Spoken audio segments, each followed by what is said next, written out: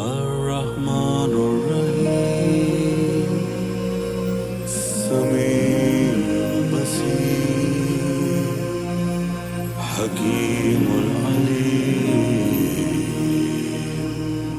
یا حی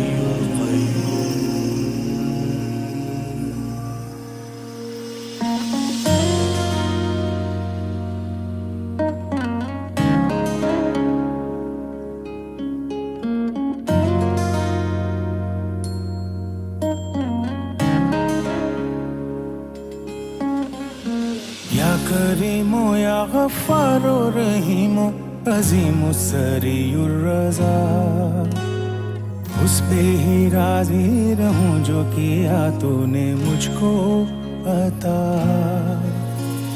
یہ جو ندامت کی مالا ہے میرے گلے میں پڑی، تسبیح اس کو بنا دے الہی، تسبیح اس کو بنا دے لائی، او تسبیح اس کو بنا دے لائی۔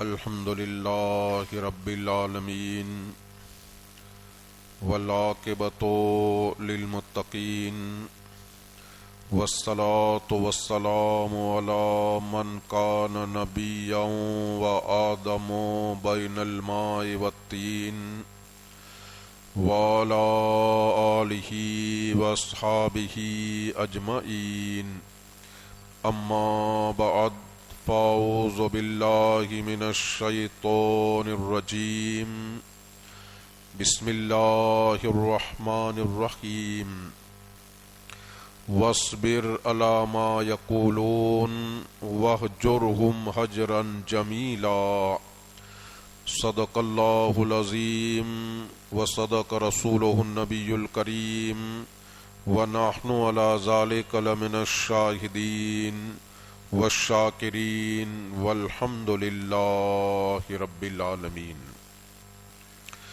ان اللہ وملائکتہ یصلون علی النبی یا ایھا الذین آمنوا صلوا علیہ وسلموا تسلیما۔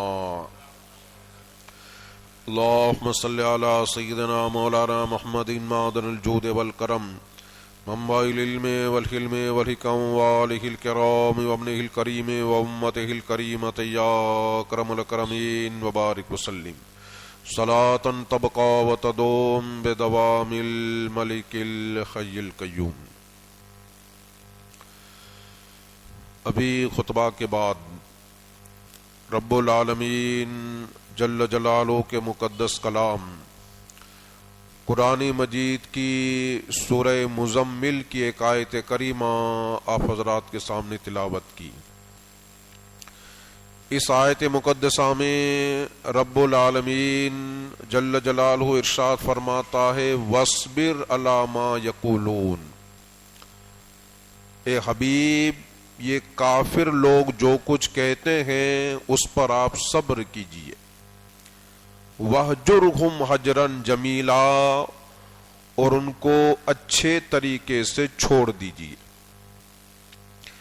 یہ آیت کریمہ کا ترجمہ اور اس کا بھاسنتر ہو گیا۔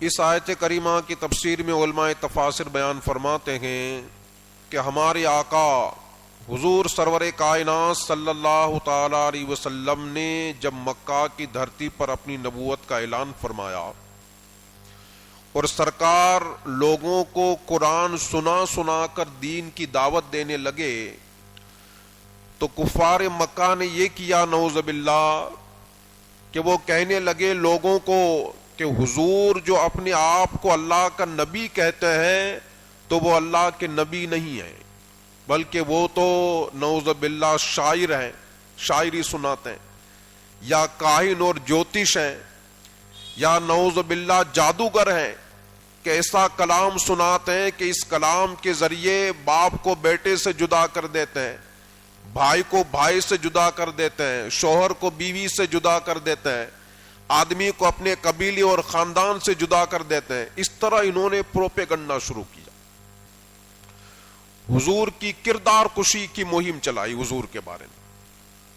تو اس موقع پر جو ہے قرآن مجید کی آیت کریمہ نازل ہوئی وَاصْبِرْ عَلَىٰ مَا يَقُولُونَ. حبیب یہ کفار مکہ جو آپ کے بارے میں الٹی سیدھی باتیں کرتے ہیں اور آپ کے خلاف انہوں نے کردار کشی کی جو مہم چلا رکھی ہے، اور نعوذ باللہ یہ لوگ آپ کو جو بدنام کرنے کی کوشش کرتے، میرے حبیب ان کی ان باتوں پر صبر کیجئے. وَاهْجُرْهُمْ هَجْرًا جَمِيلًا، اور ان کو آپ اچھے طریقے سے چھوڑ دیجئے.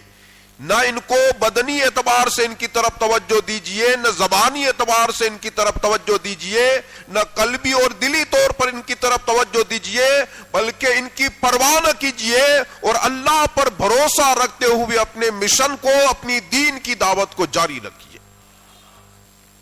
اس طرح اللہ تبارک و تعالی نے حضور کو ان کی باتوں پر صبر کرنے کا حکم دیا.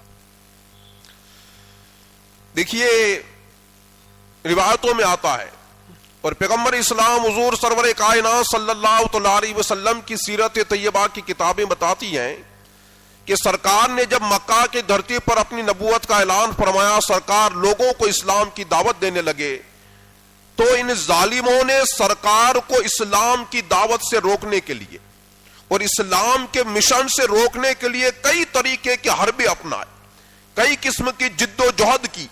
اس میں سے ایک حربہ یہ اپنایا کہ انہوں نے سرکار کی کردار کشی کی مہم شروع کی کہ لوگ آپ کے قریب نہ آئیں، لوگ آپ کو اللہ کا نبی نہ سمجھے، اس لیے آپ کو بدنام کرنے کی کوشش کی گئی. کبھی شاعر کہا گیا، کبھی کاہن کہا گیا، کبھی نعوذ باللہ مجنون کہا گیا، کبھی جادوگر کہا گیا، تاکہ لوگ آپ کو اللہ کا نبی نہ سمجھے اور آپ سے دور رہیں. مگر سبحان اللہ، اللہ جس کو بڑھانا چاہے اس کو کون گھٹا سکتا ہے؟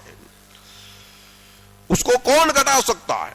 اعلیٰ حضرت فاضل بریلوی رضی اللہ تعالیٰ عنہ ارشاد فرماتے ہیں وَرَفَعْنَا لَكَ ذِكْرَكَ کا سایہ ہے تجھ پر، وَرَفَعْنَا لَكَ ذِكْرَكَ کا سایہ ہے تجھ پر، ذکر اونچا گے بول گے بالا تیرا. حضور کا مشن آگے بڑھتا رہا.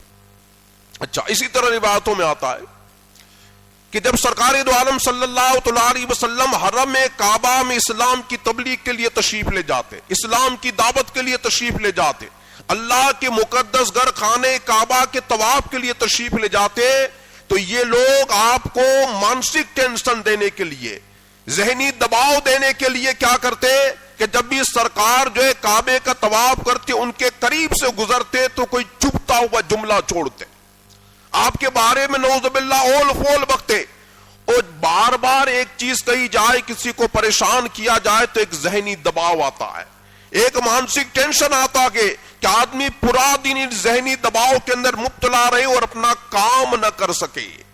حضور کو اسلام کے مشن سے روکنے کے لیے انہوں نے یہ حربہ اپنایا کہ جو ہے آپ کو مانسک تناؤ دیا جائے، مانسک ٹینشن دیا جائے، وہ ذہنی دباؤ، ذہنی پریشر میں مبتلا رہے اور دین کا کام نہ کر سکیں. تو جب بھی حضور کہیں سے گزرتے اس طرح کا جھکتا ہوا جملہ چھوڑتے. بلکہ روایتوں میں آتا ہے مکہ کا ایک سردار تھا جس کا نام تھا امیہ ابن خلف. کام کیا تھا کہ جب سرکار اپنے صحابہ کے ساتھ تشریف لیتے تو نعوذ باللہ کھلم کھلا آپ کے منہ کے سامنے آپ کی مذمت بیان کرتا، ایسا ہے ویسا ہے نعوذ باللہ. اور سرکار جب تشریف لے جاتے تو پیٹھ کے پیچھے بھی برائیاں بیان کرتا. تب اس کا کام وہی ہو گیا کہ سامنے جو ہے برائیاں بیان کرنا، پیٹھ کے پیچھے بھی برائیاں بیان کرنا. اس ظالم کے بارے میں اللہ تبارک و تعالیٰ نے قرآن مجید کی آیت کریمہ نازل فرمائی وَيْلٌ لِكُلِّ هُمَزَةٍ لُمَزَةٍ. خرابی ہر اس آدمی کے لیے جو منہ پر عیب نکالنے والا ہے اور پیٹھ کے پیچھے برائی کرنے والا ہے. یعنی حبیب یہ آپ کو مانسک ٹینشن دینے کے لیے، آپ کو ذہنی دباؤ میں مبتلا کرنے کے لیے آپ کے سامنے جو وہ آپ کی اپنے آپ سے جو مذمت بیان کرتے، پیٹھ کے پیچھے آپ کی برائیاں بیان کرتے ہیں، ان ظالموں کے لیے خطرناک ویل کا عذاب ہے، ان کے لیے تباہی ہے، ان کے لیے بربادی کے. اس وقت اگرچہ وہ آپ کو ذہنی ٹینشن دینے کے لیے، ذہنی دباؤ میں مبتلا کرنے کے لیے منہ کے سامنے مذمت بیان کرتے، پیٹھ کے پیچھے برائیاں بیان کرتے ہیں، مگر ان قریب ان کا حال یہ ہونے والا ہے کہ لَيُمْبَذَنَّ فِي الْحُطَمَةِ. ان ظالموں کو عنقریب جو ہے ان کو ضرور بھی ضرور حطمہ میں ڈال دیا جائے گا. وما دراک مل حطمہ, تم کیا جانو کہ حطمہ کیا ہے؟ نار اللہ الموقدہ, اللہ کی بھڑکائی ہوئی آگ ہے, اللہ کی بھڑکائی ہوئی آگ. التی تطلع علی الافئدہ, یہ اللہ کی بھڑکائی ہوئی آگ کیسی ہے کہ دلوں پر چڑھ جائے گی, دلوں پر چڑھ جائے گی. یہ آگ جو ہے دنیاوی آگ کی طرح نہیں ہے کہ دنیاوی آگ صرف ظاہر کو جلاتی ہے, مگر یہ جہنم کی آگ, حطمہ کی آگ ایسی ہوگی کہ اندر کو بھی جلا دے گی, دلوں پر چڑھ جائے گی. ان علیہ موصدا, ان آگ کے اندر ان کو بند کر دیا جائے گا. فی امد ممددہ, لمبے لمبے ستونوں میں ان کو بند کر دیا جائے گا. دنیا میں کیا ہوتا ہے, آدمی کو سزا دینی ہوتی ہے تو اس طرح کے جو پلر ہوتے ہیں سیمنٹ کے, زنجیروں میں ان پلر کے اندر باندھ دیا جاتا ہے. مگر قیامت کے دن ان ظالموں کے لیے عذاب کیا ہوگا کہ وہ سیمنٹ کے پلر نہیں ہوں گے, وہ آگ کے پلر ہوں گے. امد ممددہ, امد کہتے ہیں پلر کو, وہ اس جو ہے لمبے لمبے ستونوں میں, آگ کے ستونوں کے اندر ان کو بند کر دیا جائے گا. تو ایک انہوں نے اسلام کی تبلیغ کو روکنے کے لیے, اسلام کی دعوت کو روکنے کے لیے ایک حربہ یہ اپنایا کہ حضور کو مانسک ٹینشن میں مبتلا کیا جائے, کہ سامنے آئیں تب بھی کوئی چپتا ہوا جملہ چھوڑا جائے, پیچھے بھی ان کی برائیاں نعوذ باللہ بیان کی جائے, تاکہ ذہنی دباؤ کے اندر مبتلا رہے. اور کیا حربہ اپنائے؟ روایتوں میں آتا ہے کہ سرکار دو عالم صلی اللہ تعالی علیہ وسلم کا مقدس کاشانہ تھا, سرکار کا کاشانہ اقدس. اس کے قریب میں بڑے بڑے مکہ کے سردار, چوٹی کے سرداران مکہ رہتے تھے, سب کے سب سرکار کے رشتہ دار بھی تھے, اور مکہ میں ان کا اثر و رسوخ بھی تھا. مگر یہ ظالم کرتے کیا, جس قدر ان کے گھر کا کوڑا کرکٹ جو ہوتا تھا وہ سارا کچرا اٹھا کر حضور کے کاشانہ اقدس کے سامنے, سرکار کے گھر کے دروازے کے سامنے ڈال دیتے. نہیں بلکہ ادھر ادھر کی جو گندگیاں ہوتی اس کو بھی اٹھا کر لاتے, وہ ڈال دی جاتی. اگر کسی جگہ کوئی اونٹ ذبح ہوتا, کوئی جانور ذبح ہوتا, تو خون کے لوتھڑے, اجڑیاں, گوبر, یہ سارا اٹھا کر حضور کے دروازے پر ڈال دیتے, تاکہ سرکار جب باہر نکلے تو آپ کو تکلیف پہنچے, اور سرکار اپنے مقدس گھر میں ہو تو بدبو کی وجہ سے تکلیف پہنچتی رہے. انسانیت کے سارے معاملات انہوں نے چھوڑ دیے, مانوتا سے نیچے اتر آئے. ارے کافر ہو مگر ایک سست آدمی, شائستہ آدمی, کافر بھی ہو, مہذب بھی ہو, تو اس طرح کی حرکتیں نہیں کرتا ہے کہ بھئی یہ کسی کے گھر کے دروازے کے سامنے گندگیاں ڈالنا, کچرا ڈالنا. اتنے بڑے سردار تھے پورے مکہ میں, بلکہ ملک کے عرب میں اثر و رسوخ تھا, مگر اسلام دشمنی, رسول دشمنی سینے میں ایسی کوٹ کوٹ کر بھری ہوئی تھی کہ مانوتا کو فراموش کر دیا, انسانیت سے نیچے اتر آئے اور ایسی ہلکی گھٹیا حرکتیں کرنے لگے. نہیں, آدمی کبھی انسانیت کا پاس نہیں کرتا ہے تو پڑوسی ہونے کا پاس کرتا ہے, کہ اگرچہ میری اس سے عداوت ہے مگر میرا پڑوسی ہے. مگر انہوں نے پڑوسی ہونے کا لحاظ بھی چھوڑ دیا, ساری گندگیاں ڈالتے. حضور کبھی کبھار فرماتے کہ ایک قبیلے بنو عبد مناف کے لوگوں, اچھا ہمسائی کا, رشتہ داری کا حق ادا کرتے ہو, رشتہ دار ہونے کے معاملات بھی یہ اچھا پڑوسی ہونے کا حق ادا کرتے ہو, پڑوسی ہونے کا معاملہ بھی تم فراموش کر گئے. اور یہ سارے کے سارے حضور کے رشتہ دار تھے, مگر رشتہ داری کے حق کو بھی فراموش کر گئے.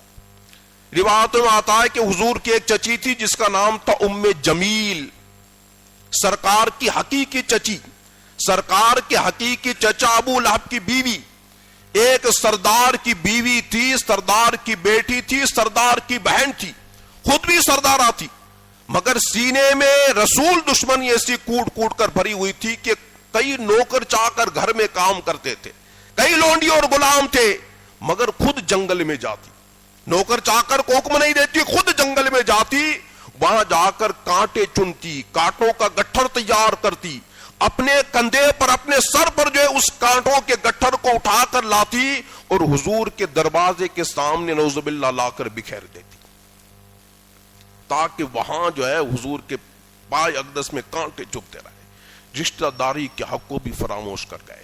یہ معاملہ یہ تھا کہ ان ساری چیزوں کی وجہ سے ذہنی دباؤ آئے, ذہنی ٹینشن آئے, اور حضور اپنا مشن چھوڑ دیں. مگر سبحان اللہ, اللہ کا نبی ہے کہ اس کی طرف کوئی توجہ نہیں دیتا ہے. اللہ نے فرمایا وَاصْبِرْ عَلَىٰ مَا يَقُولُونَ وَاهْجُرْهُمْ هَجْرًا جَمِيلًا، حبیب یہ جو کچھ بھی کہتے ہیں اس پر صبر کیجئے اور ان کو اچھے طریقے سے چھوڑ دیجئے، کوئی توجہ نہ دیجئے، اللہ پر بھروسہ کیجئے، اپنا دینی مشن جاری رکھیے۔ اللہ کا نبی دینی مشن جاری رکھے ہوا ہے۔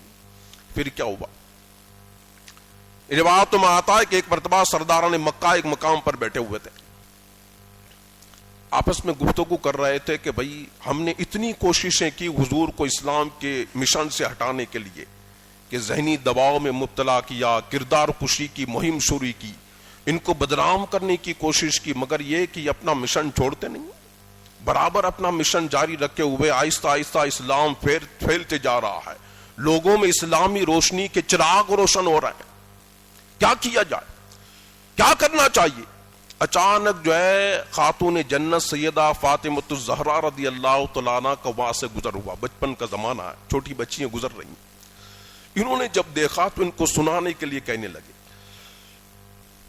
نعوذ باللہ ہم نے محمد کو بہت زیادہ روکنے کی کوشش کی، وہ کھلم کھلا ہمارے معبودوں کی برائیاں بیان کرتے، کھلم کھلا ہمارے معبودوں کی مذمت بیان کرتے، ہم کچھ کر نہیں سکتے ہیں، مگر اب ہم جو ہے محمد کو چھوڑیں گے نہیں، اب اگر انہوں نے کھلم کھلا ہمارے معبودوں کی مذمت بیان کی تو ہم ان پر ظلم و ستم کریں گے، ان کو ماریں گے، ان کو پریشان کریں گے۔ جان بوجھ کر سیدہ فاطمہ کو سنانے کے لیے جملے کسے۔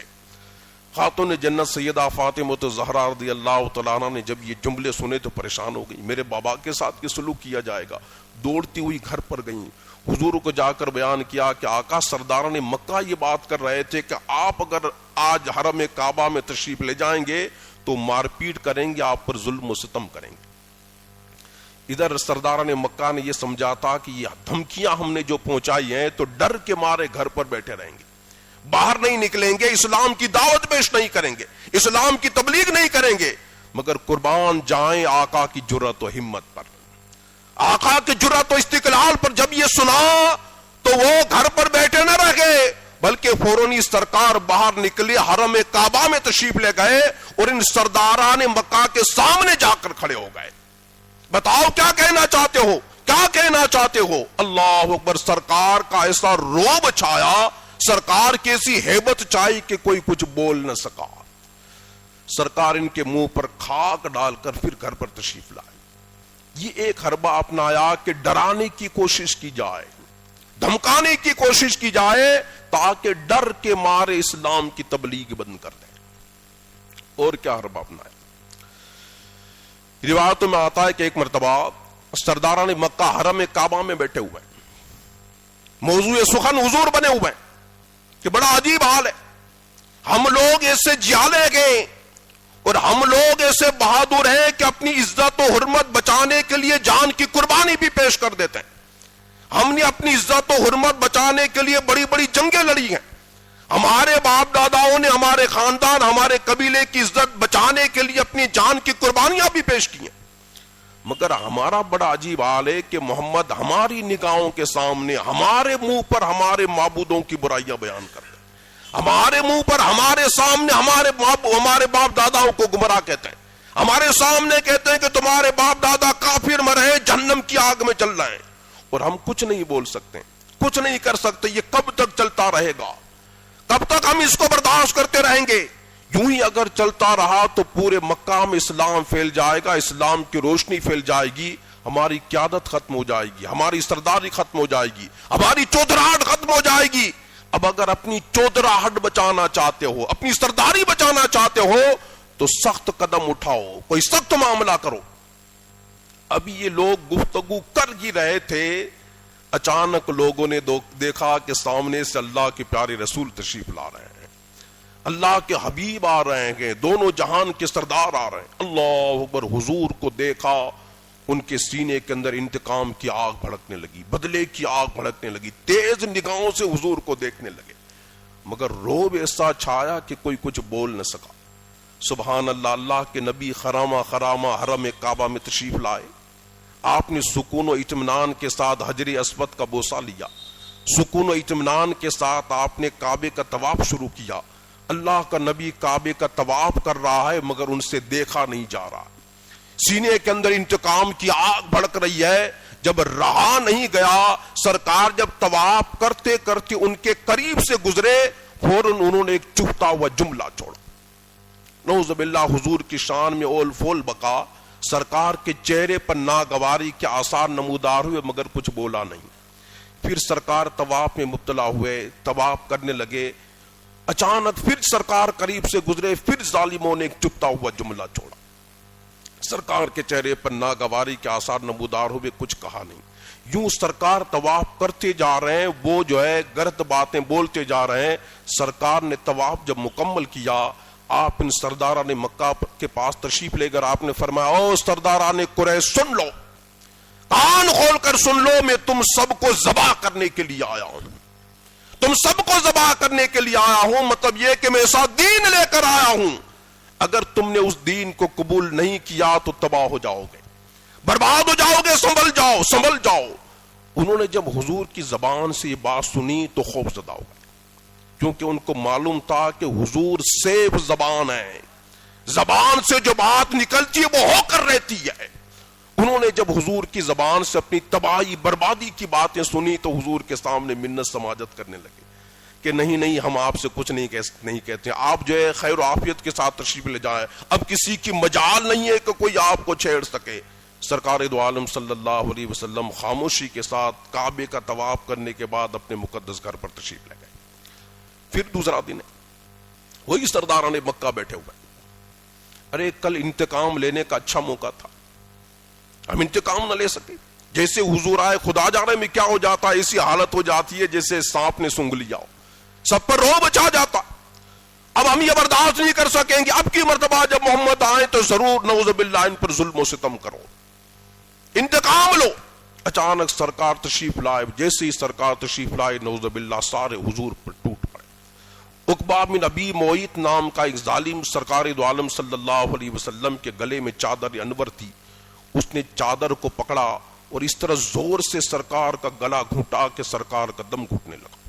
اللہ اکبر، سرکار پر یہ ظلم و ستم کر رہے ہیں کہ کون کس کی مجال ہے کہ کوئی آ کر چھڑا سکے، کیونکہ ان کی دھاندلی تھی، ان سرداروں کا پورا روب چھایا ہوا تھا، لوگ ان سے ڈرا کرتے تھے، کوئی نہیں آیا۔ اچانک یار غار مصطفیٰ سیدنا صدیق اکبر رضی اللہ تعالیٰ عنہ نے جب دیکھا کہ یہ ظالم حضور کا گلا گھونٹ رہا ہے اور چادر کا فندہ کس رہا ہے، یار غار مصطفیٰ سیدنا صدیق اکبر رضی اللہ تعالیٰ عنہ قریب تشریف لائے۔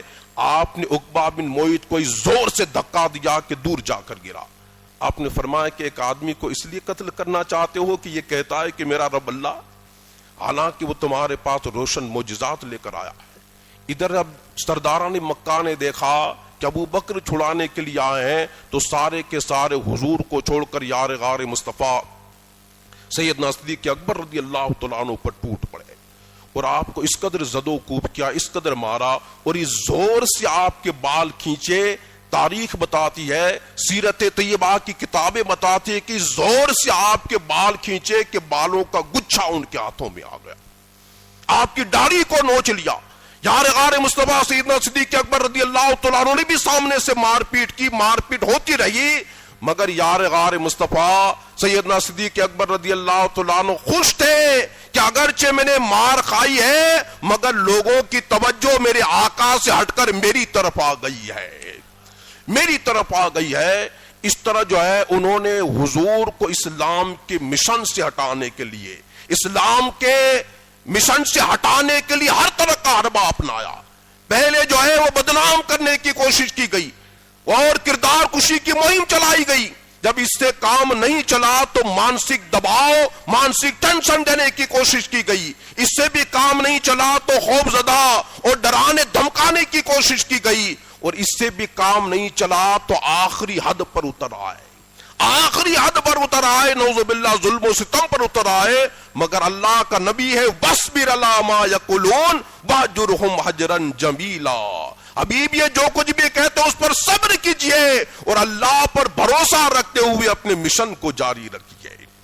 اللہ کا نبی ہے، چاروں طرف سے مخالفتوں کے طوفان اٹھ رہے گئے، ہر کوئی دشمن نظر آتا گئے، مگر اس مخالفتوں کے طوفان میں اللہ کا نبی اعلان کرتا ہے، قولوا لا الہ الا اللہ تفلحوا، لوگوں لا الہ الا اللہ کہو، دونوں جہان میں کامیاب ہو جاؤ گے۔ آ جاؤ میں تمہیں جہنم کی وادیوں سے نکال کر جنت کے باغ و بہار میں لے جانے کے لیے آیا ہوں، میں تمہیں جہنم کے شعلوں سے نکال کر جنت کے حور و قصور کی طرف لے جانے آیا ہوں، آ جاؤ دین کو قبول کر لو۔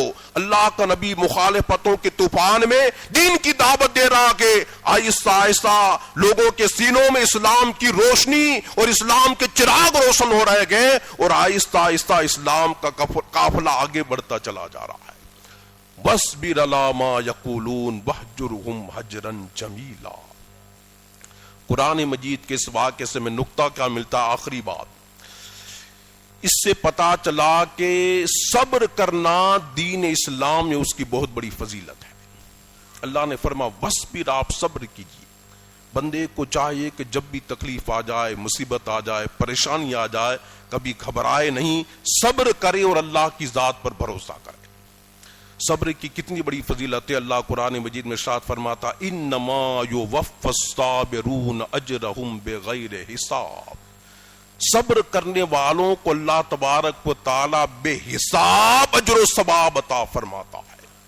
دیگر جتنی عبادتیں ہیں ان کا اجر و ثواب فکس اور متعین ہے، نماز کا اجر و ثواب فکس اور متعین ہے، زکوٰۃ کا اجر و ثواب فکس اور متعین کے، حج اور عمرہ کا اجر و ثواب فکس اور متعین کے، مگر صبر کرنا ایسی عبادت ہے کہ اس کے اجر و ثواب کو اللہ تبارک و تعالیٰ نے بے حساب، بے شمار اور اگنیت بنا دیا ہے، اگنیت بنا دیا ہے۔ ایک مقام پر اللہ ارشاد فرماتا ان اللہ مع الصابرین، بے شک اللہ تبارک و تعالی صبر کرنے والوں کے ساتھ ہے۔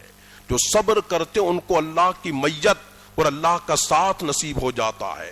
بلکہ ایک مقام پر اللہ فرماتا ان مع العسر یسرا، ان مع العسر یسرا، بے شک تنگی کے ساتھ آسانی ہے، تنگی کے ساتھ آسانی ہے، ابھی مصیبت ہے بعد میں آسانی آ جائے گی، بعد میں آسانی آ جائے گی۔ بلکہ علماء بیان فرماتے اللہ تبارک و تعالیٰ نے اس آیت کو 2 مرتبہ بیان کیا، ان مع العسر یسرا، ان مع العسر یسرا، یعنی ایک تکلیف کے بعد اللہ تبارک و تعالیٰ ڈبل آسانی عطا فرماتا ہے، ڈبل نعمتی عطا فرماتا۔ ایک مصیبت پر صبر کرو گے اللہ تبارک و تعالیٰ ڈبل نعمتی عطا فرمائے گا۔ اللہ تبارک و تعالیٰ مجھے اور آپ کو حضور کی سیرت پر عمل کرنے کی توفیق عطا فرمائے۔